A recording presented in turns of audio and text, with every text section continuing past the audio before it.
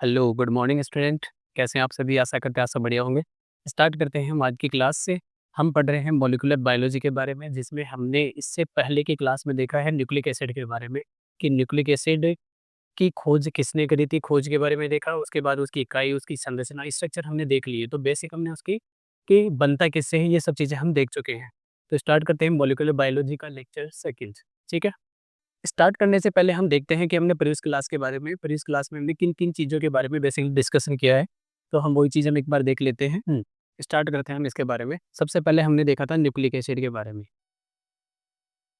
Nucleic acid के बारे में, तो न्यूक्लिक एसिड के बारे में सबसे पहले डिस्कवरी किसने की थी? फ्रेडरिक मिस्टर ने की थी, मवाद कोशिका यानी कि पस सेल्स के अंदर की थी। उसके बाद में हमने देखते हैं कि नेक्स्ट हमने देखा था कि उसके बाद में उन्होंने उसका नाम दिया न्यूक्लिन। न्यूक्लिन के बाद में अल्टमान आया, अल्टमान ने उसके रासायनिक की प्रकृति के बारे में, उसकी केमिकल प्रॉपर्टीज़ के बारे में बताया कि एक एसिडिक नेचर का होता है, एक अम्लीय प्रकृति, जिसकी वजह से उसे नाम दिया उसको उन्होंने न्यूक्लिक एसिड। इसके बाद उन्होंने देखा इसकी यूनिट क्या होती है या न्यूक्लिक एसिड कितने प्रकार का होता है। तो यूक्लिक न्यूक्लिक एसिड था वो 2 प्रकार का होता है, DNA and RNA, deoxyribonucleic acid और राइबोन्यूक्लिक एसिड। तो मेजरली जो डीएनए पाया जाता है वो ऑलमोस्ट जो जितने ऑर्गेनिज्म होते हैं उनके अंदर एज ए जेनेटिक मटेरियल की फॉर्म में प्रेजेंट होता है। बट अगर बात करें आरएनए की, तो आरएनए कुछ वायरस के अंदर एज ए जेनेटिक की फॉर्म में पाया जाता है। ठीक है? उसके बाद में हमने यूनिट देखी। यूनिट क्या होती है इसकी? न्यूक्लियोटाइड। क्या यूनिट होती है? न्यूक्लियोटाइड। न्यूक्लियोटाइड। ठीक है? न्यूक्लियोटाइड 3 चीज़ों से मिलकर के बनता है। हमने लास्ट क्लास के अंदर देखा था। Pentose sugar plus nitrogen base plus phosphate group. ये 3 स्ट्रक्चर से मिलकर के हमारा जो न्यूक्लिक एसिड है, उसकी यूनिट बनती है न्यूक्लियोटाइड। अगर हम बात करेंगे इन दोनों की, तो हम यहाँ पे अगर देखें कि ये जो हमारी फॉर्म है यहाँ पे, यहाँ से यहाँ तक का पोर्शन है, जो ये है, ये हमारा कहलाता है इसमें एज ए न्यूक्लियोसाइड। इसे क्या बोलेंगे हम? As a nucleoside. जो पेंटोस शुगर है प्लस नाइट्रोजनी क्षार है, दोनों से मिलकर के क्या बनता है? हमारा न्यूक्लियोसाइड। अगर फॉस्फेट ग्रुप ऐड करवा देंगे उसके साथ में, तो क्या कहलाएगा? हमारा न्यूक्लियोटाइड। तो ये बेसिक स्ट्रक्चर हमने कल लास्ट क्लास के अंदर देखी थी। अब हम नेक्स्ट आज की क्लास के बारे में डिस्कशन स्टार्ट करते हैं। तो सबसे पहले हम देखते हैं हमारा जो पोर्शन है वो है polynucleotide chain. Polynucleotide chain generally क्या होता है कि हमने बोला कि न्यूक्लियोटाइड एज ए यूनिट होती है किसी भी जेनेटिक मेटेरियल, यानी कि डीएनए की बात करेंगे चाहे आरएनए की बात करेंगे, तो वो क्या होता है हमारा? As a nucleotide, as a unit, एक इकाई होती है। तो वो इकाइयाँ आपस में जुड़ करके क्या बनाती है? हमारा पॉलीन्यूक्लियोटाइड। न्यूक्लियोटाइड, न्यूक्लियोटाइड मीन्स एक यूनिट, मोनोमर यूनिट। अगर पॉली की बात करेंगे मीन्स बहुत सारी यूनिट मिलकर के क्या बनाएंगे? हमारा पॉलीन्यूक्लियोटाइड। पॉलीन्यूक्लियोटाइड जनरली अगर देखेंगे, तो हमने जैसा देखा कि न्यूक्लियोटाइड 4 प्रकार के थे लास्ट क्लास के अंदर, कि एटीपी, एटीपी, जीटीपी, सीटीपी और टीटीपी। अगर डीएनए की बात करेंगे तो, और टीटीपी की जगह अगर बात करेंगे आरएनए की, तो उसमें आ जाएगा यूटीपी। क्लियर है?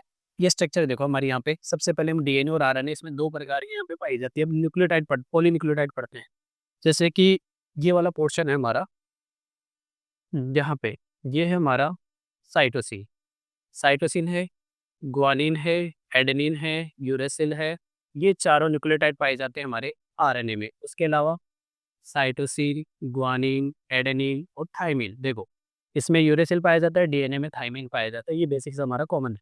इसके बाद में RNA as a single strand होता है, यानी कि एकल श्रृंखला युक्त पाया जाता है। जबकि बात करेंगे अगर हम डीएनए की, तो डीएनए क्या होता है? डबल स्ट्रैंडेड, यानी कि द्विरुज्जी की संरचना होती है यहाँ पे। और इसके अलावा ये अति कुंडलित होती है, कुंडलन पाया जाता है। इसमें सुपर कोइलिंग होती है, जिसके हिसाब से जैसे अगर बात करेंगे हम बी डीएनए की, तो बी डीएनए मेजरली जो ऑर्गेनिज्म है उसके अंदर पाया जाता है। वैसे 5 प्रकार का डीएनए होता है, A B C D Z DNA. Clear है?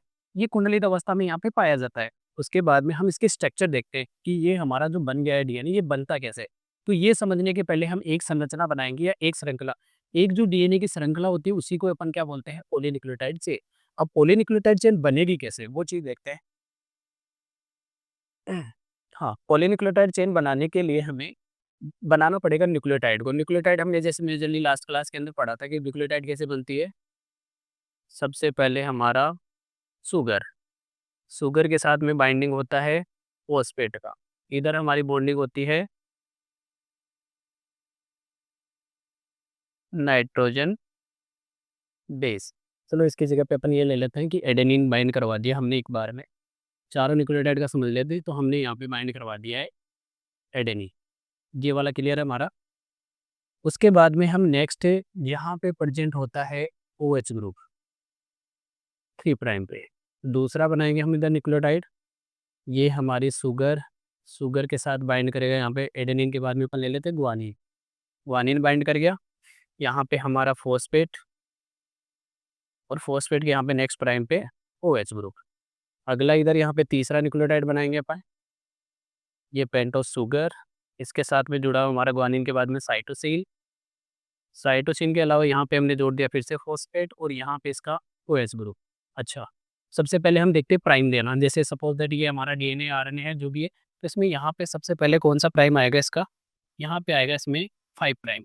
यहाँ पे कौन सा प्राइम होगा, 3 प्राइम। सपोज दैट यहाँ पे मान लेते हैं तो ये 5 प्राइम है, तो ये 3 प्राइम होगा। और ये यहाँ पे घूमते हुए अगर आ रही है 3 2, तो ये हो गया 5 प्राइम और ये हो गया 3 प्राइम। अब ये DNA और RNA में हम प्राइम कैसे देते हैं, ये चीज़ हम फाइनल कर लेते हैं अभी, कि सबसे पहले यहाँ पे हमारा अगर न्यूक्लियोटाइड की बात करेंगे तो इसमें कौन सा वाला प्राइम आता है, कि जैसे हम यहाँ पे नंबरिंग करते हैं, पहला कार्बन, दूसरा, तीसरा, चौथा, पांचवें। पांचवें नंबर पे पेंटोस जुड़ता है, इसलिए सबसे ऊपर अपन कौन सा ग्रुप देंगे इसके अंदर, पांचवें पॉइंट में दे देंगे हम इसमें लास्ट, यहाँ पे पांचवें नंबर पे मिलेगा इस ग्रुप फॉस्फेट। तो यहाँ पे हमने दे दिया 5 प्राइम। सबसे नीचे जो OH ग्रुप है, यहाँ पे कौन सा ग्रुप होता है, यहाँ पे 3 प्राइम। तो इसको लिए यहाँ पे तीसरा कार्बन होता है, इसलिए इसका दे दिया पहले 3 प्राइम। अब बाइंडिंग कैसे होगी, फॉस्फेट के साथ ये वाला एक बॉन्ड बन चुका है, उसके अलावा यहाँ पे फॉस्फेट के पास में एक अनदर OH ग्रुप होगा। उस OH ग्रुप के साथ यहाँ के से जो OH है, ये वाला रिलीज हो जाएगा H2O मॉलिक्यूल। और ये जो बॉन्ड बनाता है यहाँ पे, ये बॉन्ड बनेगा यहाँ पे, जो सबसे मेजर बॉन्ड होता है इसका फोस्फो डाई एस्टर बॉन्ड। कौन सा बॉन्ड होगा, फोस्फो डाई एस्टर बॉन्ड, जो न्यूक्लियोटाइड के बीच में पाया जाता है। फोस्फो डाई एस्टर बॉन्ड इसके अंदर बिटवीन प्रेजेंट होता है। ये अगर ये हम बात करते हैं इसके बारे में, दो न्यूक्लियो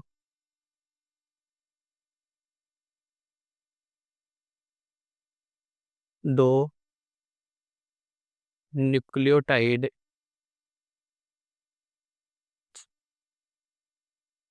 के मध्य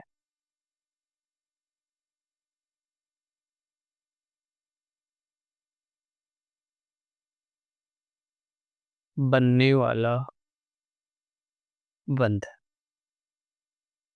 दो न्यूक्लियोटाइड के मध्य बनने वाला बंध क्या कहलाता है हमारा, फोस्फो डाई एस्टर बंध। फोस्फो डाई एस्टर बंध कहलाता है, जो यहाँ पे बनाया हमने। सेम चीज यहाँ पे भी बॉन्ड बनेगा, यहाँ पे जो बॉन्ड बनेगा वो भी क्या होगा हमारा, phospho di ester bond, phosphodiester bond. तो इस प्रकार से बनती है एक न्यूक्लियोटाइड। अब यहाँ पे तुम देखोगे सबसे पहले 5 प्राइम ऊपर दिया, मीन्स यहाँ पे कौन सा ग्रुप प्रेजेंट होगा हमारा, यहाँ पे फॉस्फेट है तो यहाँ पे फॉस्फेट ग्रुप होगा। उसके बाद यहाँ पे नाइट्रोजन की वजह से येलो कलर जो दिख रहा है तुम्हें, एडेनिन हो गया। दूसरा इस बार में ब्लू कलर दिख रहा है, सपोज वो गुआनिन है। ऐसे करते हुए न्यूक्लियोटाइड जुड़े हुए। और ये जो इसकी बैकबोन बन रही है, बैकबोन का मतलब समझो, ये जो हमें यहाँ पे ग्रे कलर की जो पट्टी का दिख रही है, इसके अंदर ये वाली जो स्ट्रक्चर बन रही है, ये किसकी बनती है, इधर से यहाँ पे स्टार्ट करेंगे देखना। एक बार मार्क कर देते, इसको भी बैक कर देंगे अपन, कि ये वाली जो स्ट्रक्चर है हमारी, ये बनती किससे है, यहाँ से। ये बैकबोन है, तो ये बैकबोन बनती है ये वाली, यहाँ से ये जो जा रही है स्ट्रक्चर, ये वाली। ये है हमारी इस न्यूक्लियोटाइड की ये बैकबोन। यहाँ पे हमने 5 प्राइम दिया है, सबसे लास्ट में मैंने 3 प्राइम दिया है, साथ में इससे जैसे एडेनिन जुड़ा हुआ है, गुआनिन जुड़ा हुआ है, साइटोसिन जुड़ा हुआ है, आगे जाके इसमें यूरेसिल जुड़ेगा, ये वाली स्ट्रक्चर आती है। तो ये है इसकी बैकबोन। यानी कि अपन बात करें कि जो DNA या RNA होता है, उसकी रीड की हड्डी में कौन सी दो चीज़ें प्रेजेंट होती है, तो कौन सी दो चीज़ें प्रेजेंट है, फोस्फेट शुगर प्लस नाइट्रोजनी, ये phosphate sugar plus phosphate group plus pentose sugar, दो से मिलकर के बनती है ये वाली स्ट्रक्चर। तो अपन यहाँ पे हटा देते हैं। बैकबोन अगर बात करेंगे किसकी, अगर बैकबोन की बात है यहाँ पे,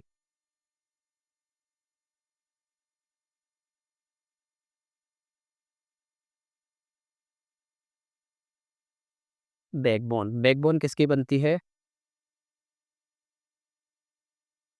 पेंटोज शुगर प्लस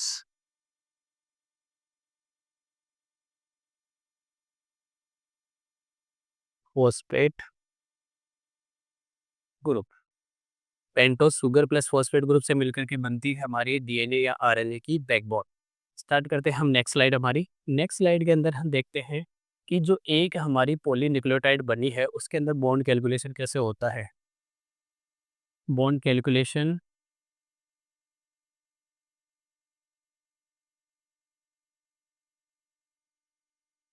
एक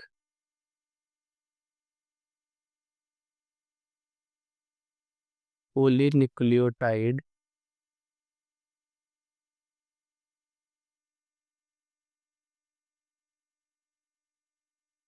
में बंध की गणना। एक पॉलीन्यूक्लियोटाइड की बात करें जो हमने स्ट्रक्चर बनाई है इधर ये वाली, इसके अंदर हम बॉन्ड की कैलकुलेशन करेंगे। अगर एक की कैलकुलेशन हमारे पास में हो जाती है तो दूसरे कैलकुलेशन करने के लिए क्या कर देंगे, इसको 2 से मल्टीप्लाई कर देंगे। आगे देखते हैं क्वेश्चन भी देखेंगे। इसके कुछ फॉर्मूले हैं इधर एक की पॉलीन्यूक्लियोटाइड की अपन बात कर सकते हैं। इसके अंदर सबसे पहला है हमारा नंबर ऑफ ग्लाइकोसिडिक बॉन्ड है। पहली बात तो ग्लाइकोसिडिक बॉन्ड बनता किनके मध्य है। स्ट्रक्चर देख लेते हैं हम किसके मध्य बनेगा, कि हमारा हम्म, ये जो हमारी पेंटोज शुगर बनती है, इस शुगर प्लस नाइट्रोजनी बेस, इन दोनों के मध्य जो बॉन्ड बनता है वो कौन सा हमारा ग्लाइकोसिडिक बॉन्ड। कौन सा बॉन्ड बनेगा, ग्लाइकोसिडिक बॉन्ड। ये क्लियर हो गया। अब फॉस्फो एस्टर बॉन्ड किनके बिटवीन बनेगा, यानी कि हमारा ये जो पेंटोज शुगर प्लस इसके साथ में फॉस्फेट जुड़ा हुआ है, ये कौन सा बॉन्ड हो गया हमारा, ये हम इसको बता देते हैं यहाँ पे फॉर्म तो, ये वाला बॉन्ड है इसके लिए, ये वाला बॉन्ड। अब फॉस्फोड डाइएस्टर की बात करेंगे। डाइएस्टर जो अभी हमने सबसे लास्ट में बनाया है, मीन्स यहाँ पे ये शुगर, इसका फॉस्फेट और ये वाली दूसरी शुगर, सॉरी, ये वाली जो चीज़ बनी है, यहाँ पे जो बॉन्ड बनता है ये वाला, तो ये क्या कहलाता है हमारा फॉस्फो डाइएस्टर बॉन्ड। ये वाला बॉन्ड कौन सा होगा, फॉस्फो डाइएस्टर बॉन्ड। अब इनकी कैलकुलेशन कैसे होती है, अगर हमारा जैसे हम ये वाले स्ट्रक्चर देखते हैं इसमें, तो ये एज ए लीनियर होम रेखीय अवस्था में, यहाँ पे देखो रेखीय अवस्था है इसकी। अगर बात करेंगे सर्कुलर मीन्स राउंडेड स्ट्रक्चर, दोनों स्ट्रक्चर देख लेते हैं। अगर रेखीय अवस्था में है तो ग्लाइकोसिडिक बॉन्ड का नंबर ज्ञात करने के लिए एन फॉर्मूला होता है एन। इसके लिए अगर दोनों चीज़ के लिए अपन फॉर्मूला को अप्लाई करके कुछ क्वेश्चंस देखते हैं इसके पहले, तभी समझ में आएगी चीज़ें। ठीक है, तो स्टार्ट करते हैं हम इसमें नेक्स्ट क्वेश्चन से। एक बार इस फॉर्मूले को देख लो अच्छे से कौन कौन से हैं क्वेश्चन। चलो ठीक है, क्वेश्चन लिखते हैं एक।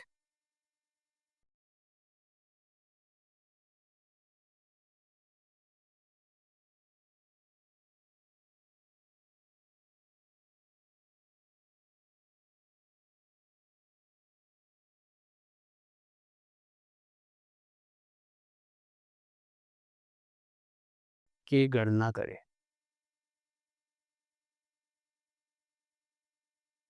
अब हमें इसकी कैलकुलेशन करनी है। सॉल्यूशन, सॉल्यूशन करने के लिए सबसे पहले हमारे को दी हुई क्या चीज़ है, हमारे को दिया गया है इसके अंदर कि ये हमारा एक डीएनए है। देखिए डीएनए, इसके अंदर कितने सारे गुण है, 200। 200, एक सेकेंड,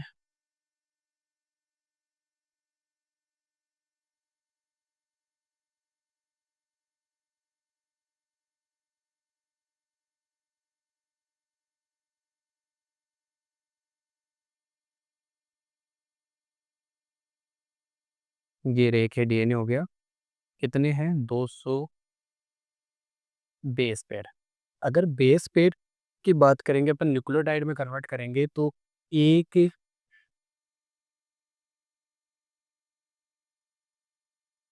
एक जो बेस पेयर है,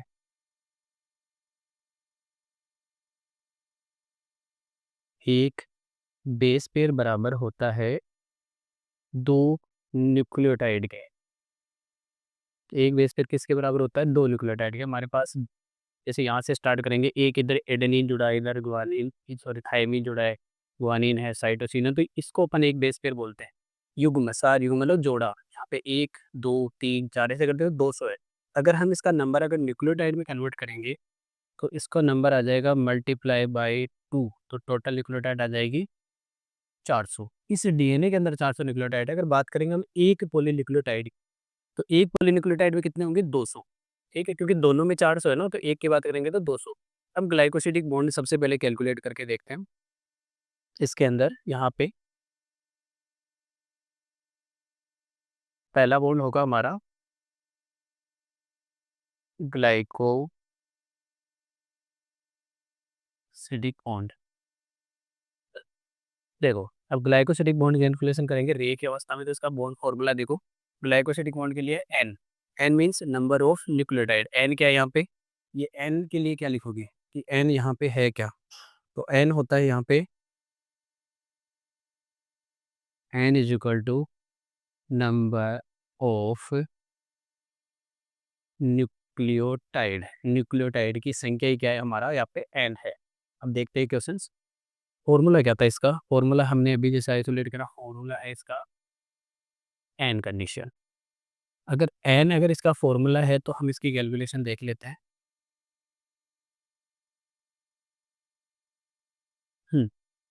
टोटल नंबर ग्लाइकोसिडिक इसमें बॉन्डिंग कैलकुलेट करेंगे, रे की अवस्था में है, तो एन फॉर्मूला है, एन की वैल्यू क्या है यहाँ पे, नंबर ऑफ न्यूक्लियोटाइड एक में है 200, तो एन बराबर 200। अगर पूरे कंप्लीट डीएनए की बात करेंगे, ये है सिंगल पॉलीन्यूक्लियोटाइड में। बात करेंगे अगर डीएनए की,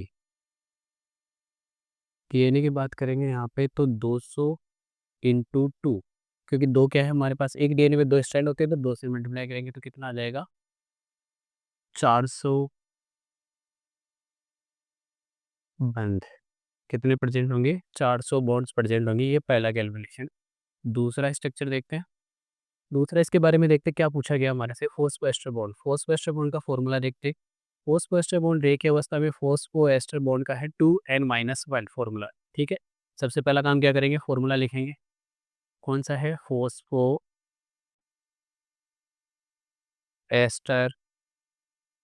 बॉन्ड, तो फॉर्मूला क्या है इसका 2n-1, 2n-1 है। फॉर्मूले की जगह n का नंबर हमें पता है ये 200 है, तो एक के लिए कैलकुलेट कर लेंगे इसमें हम 2 इंटू एन की जगह पे 200 -1। किसकी बात हो रही है यहाँ पे, पॉलीन्यूक्लियोटाइड की है।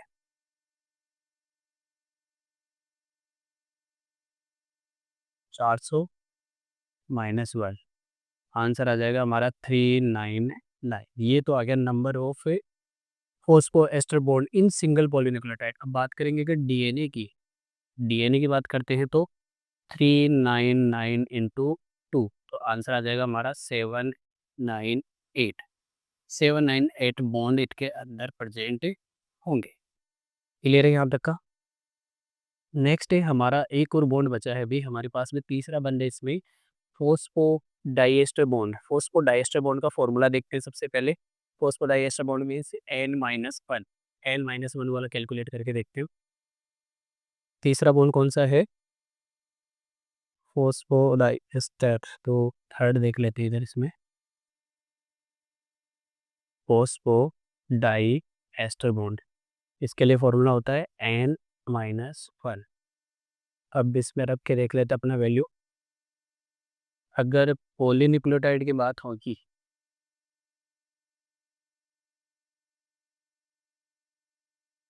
पॉलीन्यूक्लियोटाइड की बात हो रही है इसमें, तो क्या हो जाएगा 200 -1 बराबर 199। और अगर डीएनए की बात करेंगे अपन तो 199 इंटू 2, राइट आंसर 398। ये आ जाएगा हमारा फोस्फोडाइएस्टर बॉन्ड। तो तीनों बॉन्ड हमने कैलकुलेट कर लिया। सबसे पहले एक ही चीज़ को देखो, यहाँ पे एन हमने फॉर्मूला लिया, एन एन हमारा एवनी नंबर ऑफ न्यूक्लियोटाइड। न्यूक्लियोटाइड कितने हमारे इसके पास में, एक श्रृंखला में 200 है, दोनों श्रृंखलाओं में 400। एक का कैलकुलेट कर लेंगे पहले, तो हम एन की जगह रख दिया 200, ये सिंगल पॉलीन्यूक्लियोटाइड का आ गया। दूसरा है डीएनए के लिए। डीएनए में क्या होता है कि एक श्रृंखला का अगर हमारे पास में आ गया, हमारे पास 2 है, तो 2 से गुणा कर दिया तो 400 बॉन्ड आ गया, ये पहला कैलकुलेट। दूसरा, यहाँ पे फॉस्फो एस्टर बॉन्ड है 2n-1, इसको कैलकुलेट करने के लिए क्या करना पड़ेगा, इसमें फॉर्मूला है 2n-1, 2 और इसके n की जगह पे 200, सिंपल कैलकुलेट किया, सिंगल आ गया, 2 से मल्टीपल का डीएनए के लिए आ गया। फॉस्फो डाई एस्टर बॉन्ड ये होता है n-1, n-1 इसका हमने सिंगल के लिए निकाला, 200 माइनस 1 तो 199 हो गया, और बाकी इसके लिए 398। नेक्स्ट हम स्टार्ट करते हैं, अगला एक और क्वेश्चन देखते हैं इसके बारे में। नेक्स्ट क्वेश्चन है हमारे पास में,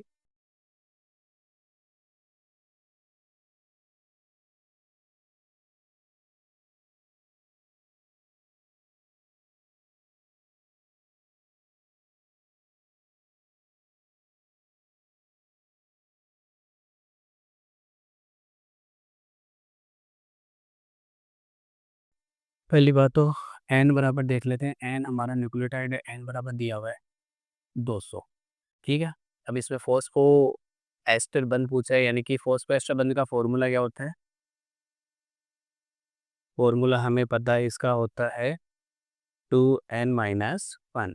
तो सिंपल सा इसकी जगह पे वैल्यू रखेंगे हम, 2n-1 हम यहाँ पे देख चुके हैं, देखो फॉस्फो एस्टर बंध 2n-1, ठीक है, रखा हमने इसके लिए। तो यहाँ पे हमने रखा 2 मल्टीप्लाई 200-1, तो आंसर आ जाएगा हमारा 400-1, 399, ये आ गया इसका फॉस्फोएस्टर बॉन्ड का नंबर। क्लियर है हमारा इसका आंसर।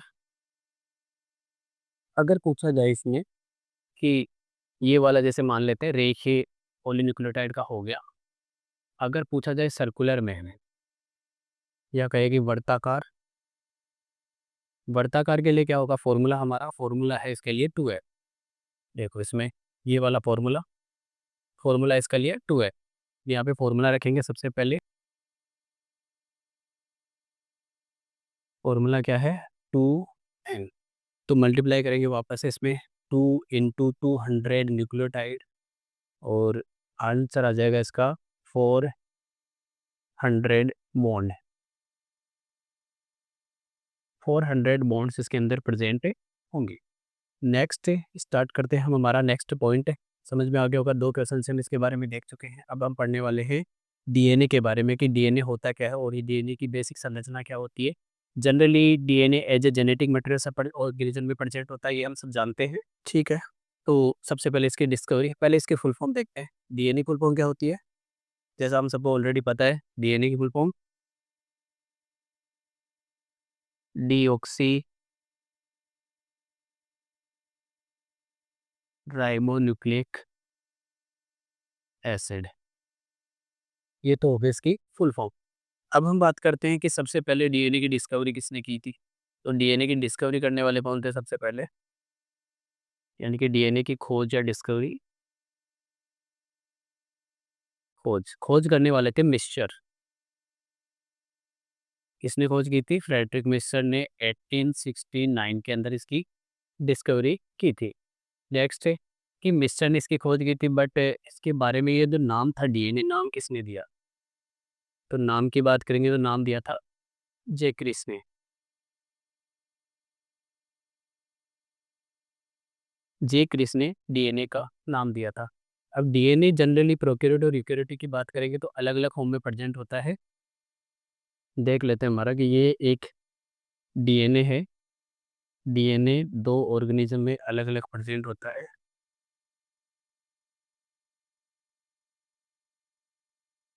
प्रोकैरियोट्स और यूकेरियोट्स। प्रोकैरियोट्स के अंदर जनरली क्या होता है, हम जैसे देखते हैं कि प्रोकैरियोट के अंदर भी डीएनए कैसा प्रेजेंट हो सकता है और किस फॉर्म में प्रेजेंट होगा। यूकेरियोटिक की बात करेंगे, यूकेरियोटिक में किस फॉर्म में प्रेजेंट होगा, ये चीज़ हम देख लेते हैं। तो देखो, प्रोकैरियोटिक में जो डीएनए पाया जाता है वो पाया जाता है केंद्रक की अवस्था में।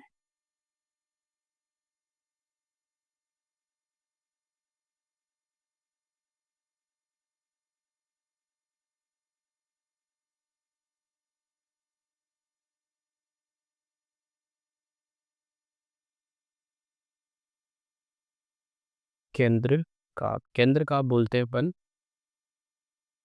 न्यूक्लियोइड के फॉर्म में।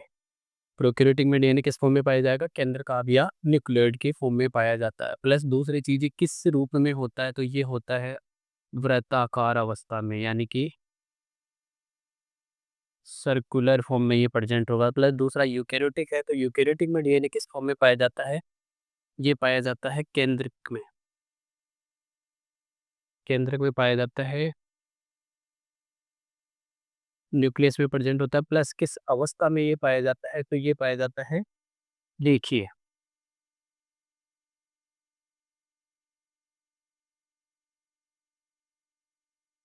लीनियर फॉर्म में प्रेजेंट होता है, रे की अवस्था में ये पाया जाता है।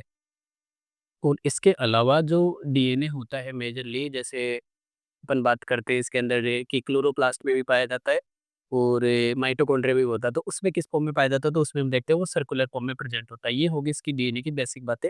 इसके अलावा एक डीएनए कैसी संरचना होती है या किस प्रकार के इसके अंदर मॉलिक्यूल से चीजें प्रेजेंट होती है? एक चीज है कि इसका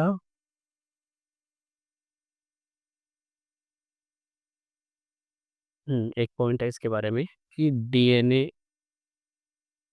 एक बृहत जीव अणु होता है। बृहत मीन्स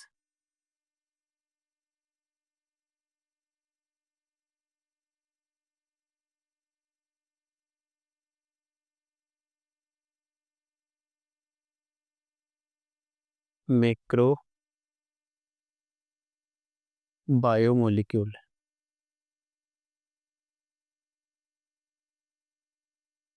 मैक्रो बायोमोलिक्यूल की फॉर्म में प्रेजेंट होता है। कि जैव अणु तो होता है डीएनए, आरएनए, प्रोटीन, कार्बोहाइड्रेट, ये सब जैव अणु है। बट कौन सा जैव अणु है? मैक्रो, वृहत जैव अणु, जो एग्जाम में पूछा जा सकता है।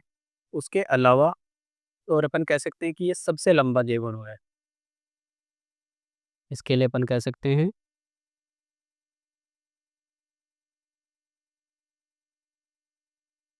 सबसे लंबा बायोमोलिक्यूल होता है। ठीक है, ये इसकी बेसिक बातें हो गई। अब हम नेक्स्ट पॉइंट देखते हैं, हमारी नेक्स्ट स्लाइड देखते हैं इसके बारे में। नेक्स्ट हमारी स्लाइड है DNA double helix model. DNA double helix model, जिसमें हम डीएनए के बारे में ही चीज़ें पढ़ेंगे। तो डीएनए डबल हेलिक्स मॉडल सबसे पहले दिया किसने था?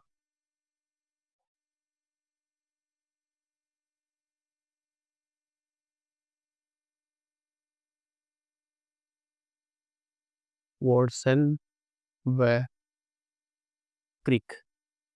वॉटसन व क्रिक ने सबसे पहले डीएनए की डबल हेलिक्स मॉडल दिया था।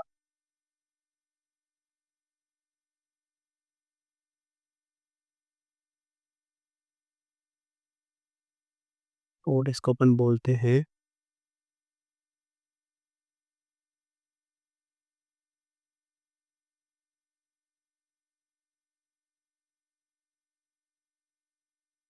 द्विरज्जु के मॉडल।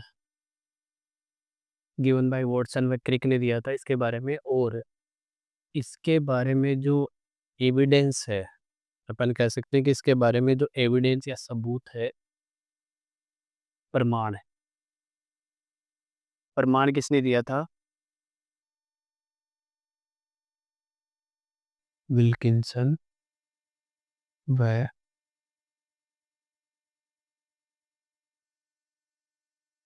फ्रैंकलिन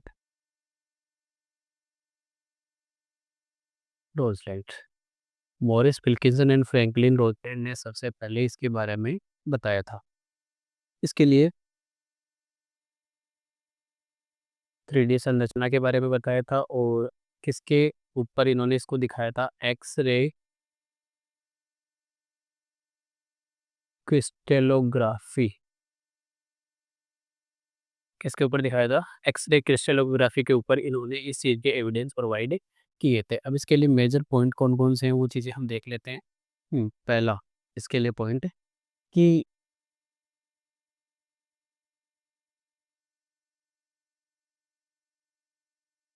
डीएनए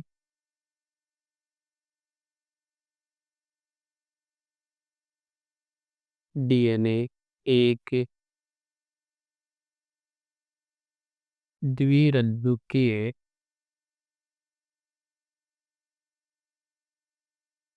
संरचना होता है जिसमें द्विरज्जुकीय संरचना होती है जिसमें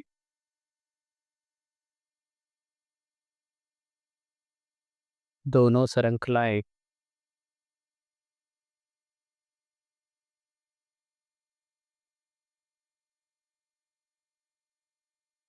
एक दूसरे के प्रति समांतर, या अपन कह सकते हैं एंटी पैरेलल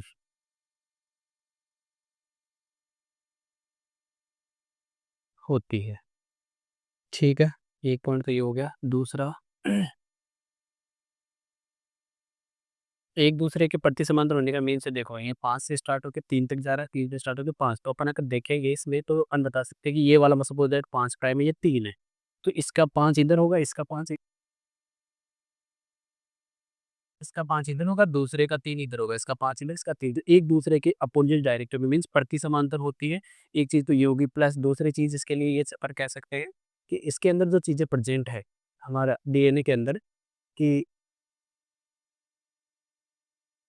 हम्म, एक श्रृंखला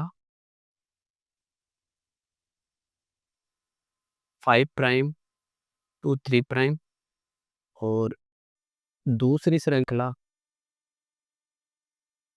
कैसी होगी, 3 प्राइम टू 5 प्राइम डायरेक्शन में होती है।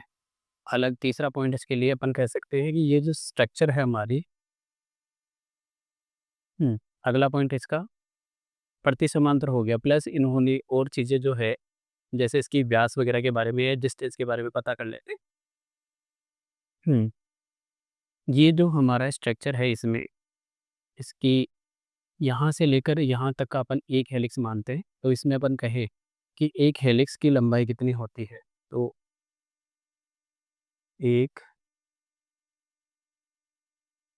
हेलिक्स की लंबाई कितनी होती है, 34 एंगस्ट्रॉम या 3.4 नैनोमीटर। देखो यहाँ से लेकर के तुम्हें यहाँ तक की जो स्ट्रक्चर दिख रही है वो है हमारी इसकी लंबाई, वो कितनी है, 3.4 नैनोमीटर। दूसरा पॉइंट इसके लिए कि इसकी जो दो जो ये हमारे नाइट्रोजनी क्षार है, देखो यहाँ पे एक बेस पे ये दूसरा बेस पे, इनके बीच में जो डिस्टेंस है हमारी वो कितनी होगी, तो इसके लिए बीच में जो डिस्टेंस है वो होती है 2 N2 बेस के मध्य दूरी, तो वो दूरी होती है इसके अंदर 3.4 एंगस्ट्रोम या 0.34 नैनोमीटर। तीसरी चीज़ है इसके लिए कि ये जो इसका व्यास है डीएनए का व्यास, व्यास से अपन कह सकते हैं इसका डायामीटर कितना होता है, 20 एंगस्ट्रोम या 2 नैनोमीटर व्यास होता है। ये वाली जो चौड़ाई दिख रही है तुम्हें यहाँ से लेकर यहाँ तक का, ये कितना होता है, 20 एंगस्ट्रोम। यहाँ से यहाँ तक की दूरी 3.4 एंगस्ट्रोम, यहाँ से यहाँ तक की दूरी 34 एंगस्ट्रोम। यहाँ पे देखो 2 नैनोमीटर लिखा है, 2 नैनोमीटर या 20 एंगस्ट्रोम, ये होगी इसकी डिस्टेंस, प्लस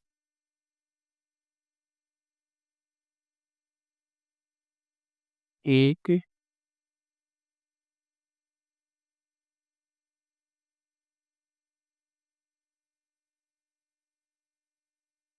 एक हेलिक्स में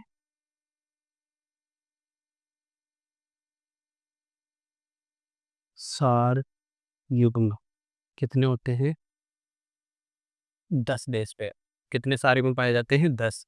अगर यहाँ से लेकर के यहाँ तक की अपन बात करें कितने होंगे, 10 सार युग्म होंगे। ठीक है, तो ये इसके लिए बेसिक बातें थी कुछ। उसके अलावा जो वॉटसन एंड क्रिक थे, इन्होंने कौन से डीएनए के बारे में बताया था, ये एक हमारा एक मेजर पॉइंट पूछा जा सकता है। कौन सा डीएनए था? बी डीएनए के बारे में इन्होंने बात करी थी। बी डीएनए के बारे में इन्होंने भी सारी चीज़ें बताई थी। प्लस इसके अलावा इन्होंने एक अनदर चीज़ बताई थी। वो जो दूसरी चीज़ है वो है कि भई इधर देख लेते अपन, सार युग्म नियम यहाँ पे,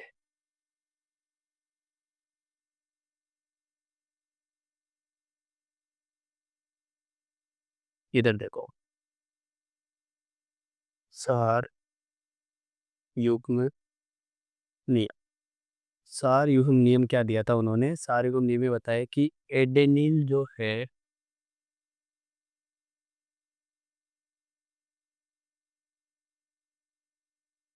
ये एडेनिन जो है हमेशा बाइंड करेगा थाइमिन के साथ में, और गुआनिन बाइंड करेगा हमेशा साइटोसिन के साथ में। ये था सार युग्म नियम कि adenine always binds with guanine, ये थाइमिन, और गुआनिन बाइंड करेगा हमेशा साइटोसिन के साथ में। तो ये है हमारा सार युग्म नियम के बेस पे रूल जो इन्होंने दिया था। प्लस इसके अलावा कि जो एडेनिन है हमारा, वो थाइमिन के साथ में 2 हाइड्रोजन बंधों के साथ में जुड़ता है, और गुआनिन 3 हाइड्रोजन बंधों के साथ में साइटोसिन के साथ में जुड़ता है। अगला इसके बारे में हम पॉइंट देखते हैं कि इसकी स्ट्रक्चर कैसे बनेगी, कि जो नेक्स्ट है वो अपन स्ट्रक्चर बना के देखते हैं इसकी पॉलीन्यूक्लियोटाइड में, वो किस प्रकार से बनेगी। ठीक है, देखते हैं। पैरेलल और एंटी पैरेलल के हिसाब से अपन डीएनए की पॉइंट है हमारा इसके लिए,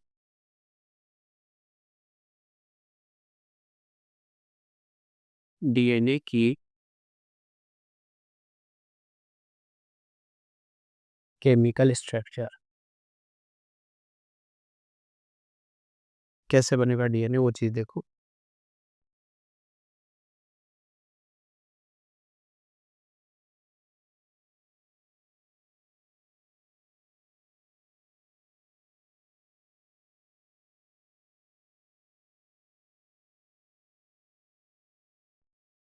यहाँ पे अपने वाइंड कर लिया एडेन,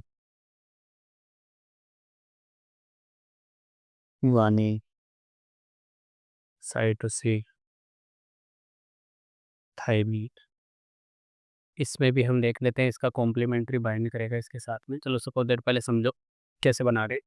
ये हमने बनाया एक पेंटो शुगर दोनों बना दिए। पैरेलल एंटी पैरेलल का हिसाब देखेंगे। सबसे पहले हम इसमें एक एक न्यूक्लियोटाइड बनाते जा रहे हैं। न्यूक्लियोटाइड से पहले न्यूक्लियोसाइड बनता है, तो पेंटोज शुगर बाइंड करती है नाइट्रोजन में से हमने करवा दिया। एडेनिन हमेशा जुड़ता है थाइमिन के साथ, तो हमें पता है ये चीज़।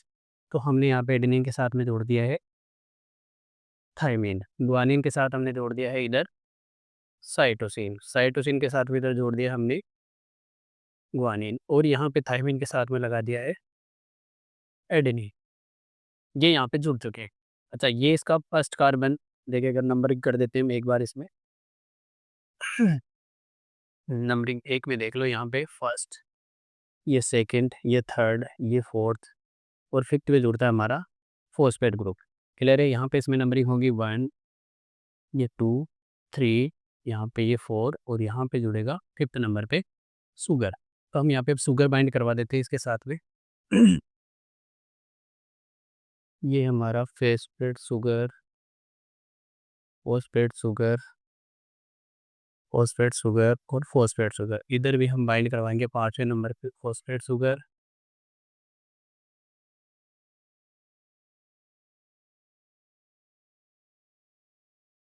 हम्म, सबसे पहले ये 3 प्राइम ऊपर है, तो यहाँ पे ओ एच ग्रुप होगा। इसका 3 प्राइम सबसे नीचे है, तो यहाँ पे ओ एच ग्रुप होगा। ये फॉस्फेट इसके साथ जुड़े हुए, ठीक है। ये यहाँ पे 5 प्राइम आ जाएगा, सबसे नीचे ये है, तो ये 3 प्राइम। यहाँ पे 5 प्राइम, यहाँ पे 3 प्राइम। अब देखो, एडेनिन हमेशा 2 बॉन्ड के साथ इसके साथ जुड़ता है, गुआनिन के साथ 3 बॉन्ड। प्लस ये वाला बॉन्ड हमारा बन जाएगा इसके साथ में फोस्फो डाइएस्टर बॉन्ड। ये है हमारी डीएनए की केमिकल स्ट्रक्चर। अब एक एक चीज़ देखते जाना।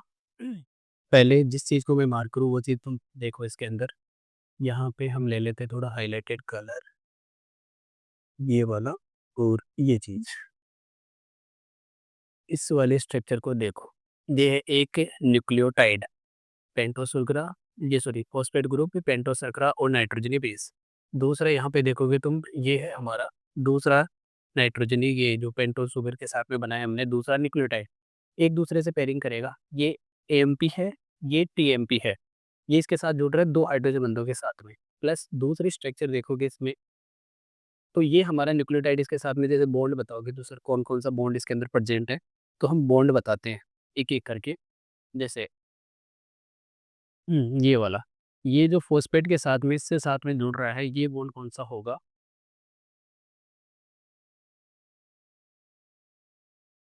हुँ, ये बॉन्ड बनेगा हमारा फॉस्फो डाइएस्टर बंध, ये फॉस्फोडाइएस्टर बंध है।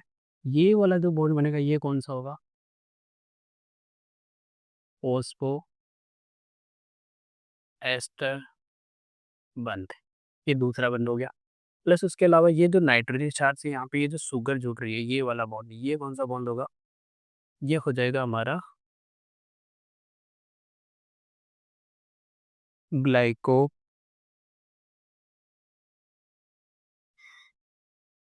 ग्लाइकोसिडिक बंध। उसके अलावा ये जो इनके मध्य प्रेजेंट है, ये हमारे हैं हाइड्रोजन बंध। क्लियर है यहाँ तक का? 4 प्रकार के डीएनए बॉन्ड होते हैं, ग्लाइकोसिडिक, फॉस्फोएस्टर, फॉस्फोडाइएस्टर और हाइड्रोजन बॉन्ड। ये थी डीएनए की केमिकल स्ट्रक्चर। समझ में आई होगी कैसे हमने बनाई है। दोनों एंटी पैरेलल संरचनाएँ ली है हमने यहाँ पे, ये 3 से 5 की ओर है, ये 5 से 3 की ओर है। फॉस्फेट शुगर ये वाले स्ट्रक्चर हमने बना लिए, तीनों बॉन्ड हम देख चुके हैं। बॉन्ड कैसे बनता है ये हम सीख चुके हैं, हाइड्रोजन बॉन्ड कैसे बनता है ये भी हम सीख चुके हैं। क्लियर है? हुँ। सबसे पहले हमने ये तो बेसिक चलो स्टार्ट किया था। सबसे पहले हमने पॉलीन्यूक्लियोटाइड बनाना सीखा। पॉलीन्यूक्लियोटाइड कैसे बनाते हैं? एक जो न्यूक्लियोटाइड है, एक न्यूक्लियोटाइड साइड के साथ में दूसरा न्यूक्लियोटाइड और तीसरा न्यूक्लियोटाइड जुड़ता है और उनके मध्य पाया जाता है जो बॉन्ड बनता है वो उसको डाइएस्टर बॉन्ड, जो सबसे मजबूत डीएनए का बॉन्ड होता है। ये यहाँ पे इसकी स्ट्रक्चर है जो हम देख चुके हैं ऑलरेडी, प्लस इसकी बैकबोन बनती है पेंटोस शुगर और फॉस्फेट ग्रुप के साथ। अगला हमारा, ये तो हम फॉर्मूले देख चुके हैं। ये हमने कुछ क्वेश्चंस कराए, एक क्वेश्चन है, ये दूसरा क्वेश्चन है जो हमने कर रखा है। प्लस उसके अलावा हम डीएनए की बेसिक चीज़ें, कि डीएनए क्या होता है, डीऑक्सीराइबोन्यूक्लिक एसिड जो मेजरली क्या होता है,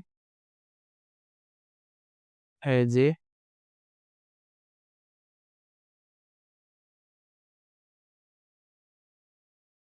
जेनेटिक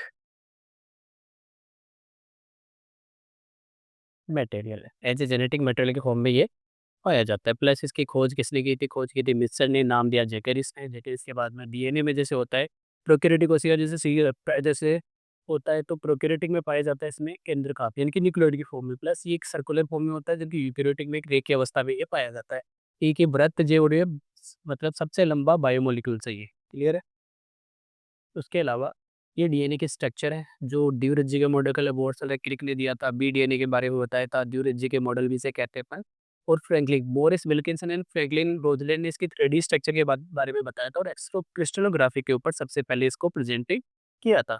उसके बाद में इसके दोनों श्रृंखलाएं एंटी पैरेलल होती है, एक दूसरे की कॉम्प्लीमेंट्री होती है, प्लस साथ में 5 से 3, 3 से 5 वाला रेशियो पाया जाता है व्यास है। बाकी इसकी साइज वगैरह ये हम देख चुके हैं। और कौन सा डीएनए है? B DNA. अगला इसकी केमिकल स्ट्रक्चर जो हम सबसे लास्ट में देख चुके हैं, ये है डीएनए का डबल स्ट्रैंड मॉडल जो हम यहाँ तक का कंप्लीट करते हैं। आज की क्लास के लिए इतना ही। Thank you so much. मिलते हैं हम नेक्स्ट क्लास में।